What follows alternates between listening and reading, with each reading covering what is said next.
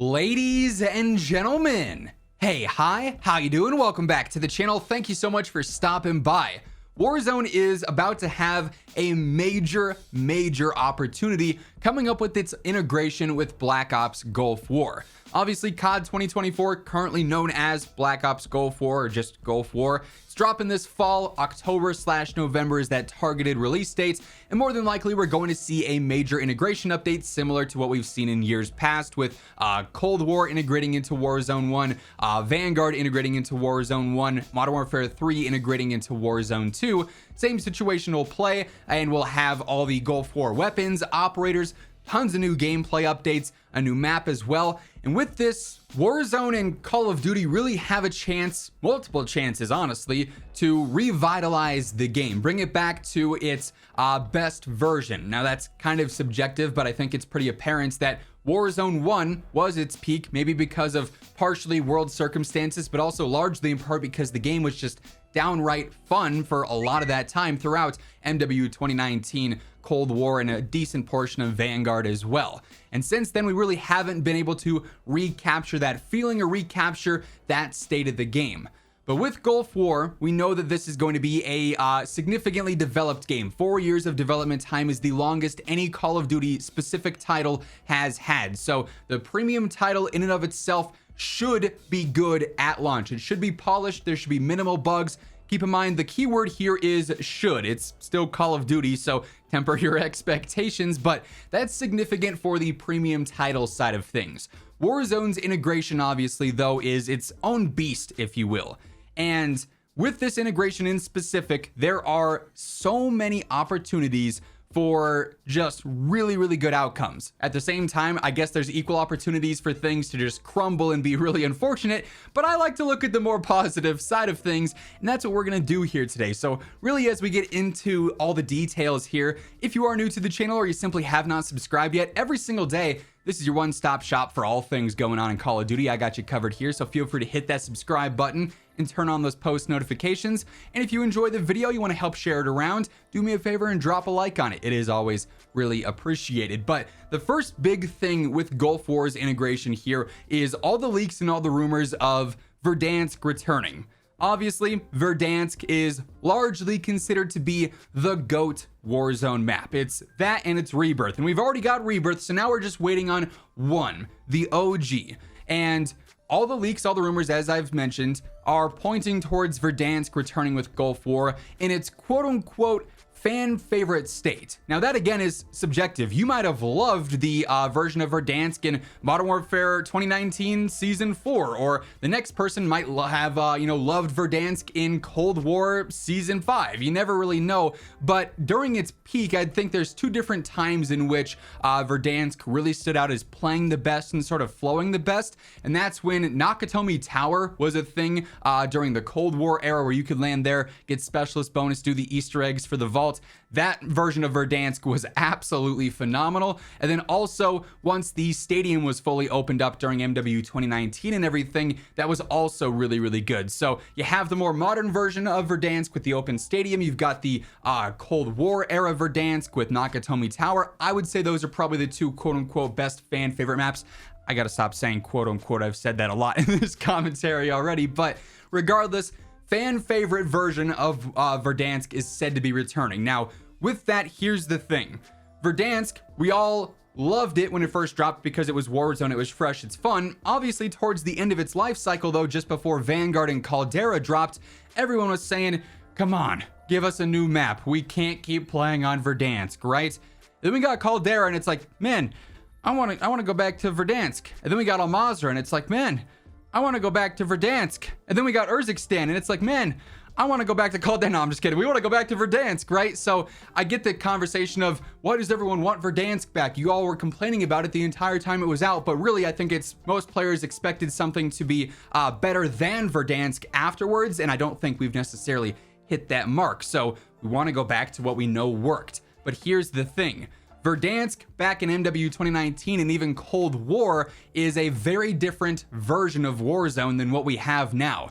over the years since we've had Verdansk, we've seen a number of ridiculously good quality of life updates, whether it be ascenders, whether it be redeploy balloons, different changes to how various different features work in game. They've been improved upon, they've been built upon, and made better in a lot of ways. There are other one-off things that maybe haven't improved, movement here and there, the gas mask, stuff like that. But for the most part, a lot of the map-based quality of life updates would be really game-altering in a good way if they were applied to Verdansk when it comes back.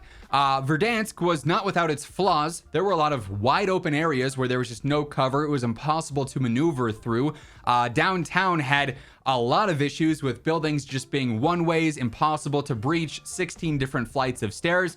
You think of adding more ascenders to those buildings. You think of adding in redeploy balloons in areas nearby so you can actually approach those with a different method of gameplay.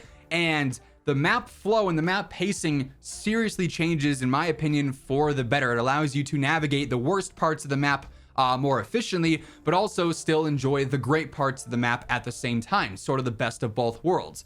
So Verdansk returning, if this does come to fruition, keep in mind it's still just a leak or a rumor as of now, that's going to draw an insane amount of attention by itself. But then you actually go through and improve that core Verdansk gameplay with these things that we just talked about, and it becomes even better. Now, I don't think we're going to reach peak Warzone 1 numbers ever again just because of the circumstances at the time, right? But it's certainly a golden opportunity to take advantage of the #1 most requested thing in Warzone in the return of the best map, per se, with gameplay features that positively impact the map's pacing and the map's flow while still maintaining that really Warzone-esque identity that we've rebuilt here within Warzone 3, right? So that is opportunity 1A at hand that could be absolutely huge for revitalizing Warzone. The second sort of 2A opportunity here is actually being able to build upon the success that Warzone has had in recent years. Because really up until this point, it seems wild to say, but every single year has not been a linear progression for Warzone. First year, MW 2019, really big learning time. Figuring out what players enjoyed about Warzone, what they didn't, trying out things, experimenting with all sorts of stuff. Then Cold War dropped. That was another huge experiment. Seeing how an integration actually functioned in Warzone, where it completely broke the game for like 2 seasons, and then sort of rebuilding that throughout the remaining few seasons. That was really a big learning year for Warzone as well. And then Vanguard and Caldera, you wouldn't necessarily say it was an experimenting year, but I don't think it was a linear year in terms of progress, because we took away Verdansk, which was not well received, replaced it with Caldera, which was an okay map, except you were just fighting uphill the entire time. So, the map certainly had its flaws. Plus, we got the whole 10 attachment system. That didn't really work well with MW 2019 and Cold War guns only having 5. We saw, significant changes in terms of planes being added to the map, all sorts of things like that. So, really a year that did not hit well, I guess you could say, in terms of success. And then, of course, you get Warzone 2, which just reset everything for no reason. They didn't build on anything they learned throughout Warzone 1. They just went through and reset. Okay, movement, not great. Map is okay, but there's a huge desert portion that just nothing exists in, so that entire portion of the map isn't it. LTM's not nearly as good. Player count gets lowered. Weapons don't feel as good. It just wasn't it either. A total regression in terms of gameplay and quality and everything going on there.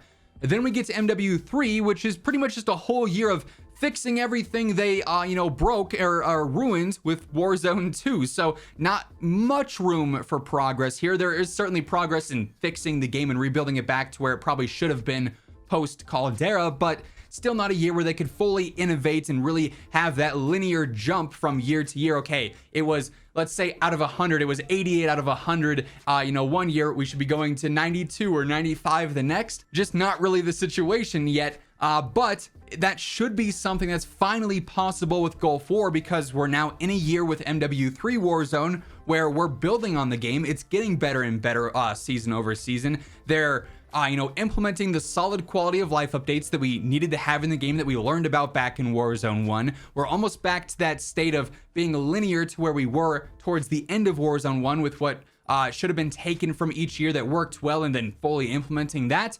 then we get this really good dev time game in Gulf War, should be able to fully build upon Warzone and actually innovate in ways and build on what works well season after season after season throughout the year. No more regression, no more reverting back to day one. It should be, keyword again, should be, a positive year across the board. Will that be the case?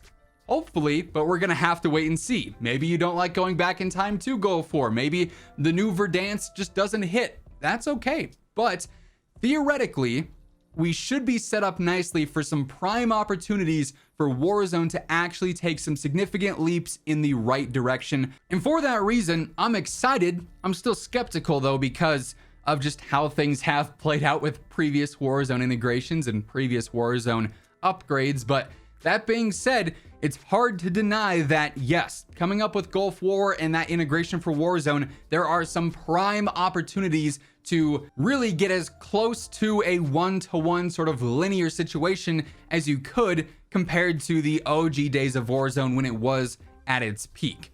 But all that being said, that is going to wrap things up for this one. If you enjoyed the video, do me a favor, drop a like on it. It's always really appreciated. And if you're new to the channel, you want to guarantee that every single day you are up to date with all things going on in the world of COD, be sure to hit that subscribe button on your way out. But once again, thank you so much for tuning in. And until next time, take it easy, have an awesome rest of your day, and I'll catch you later. Peace out.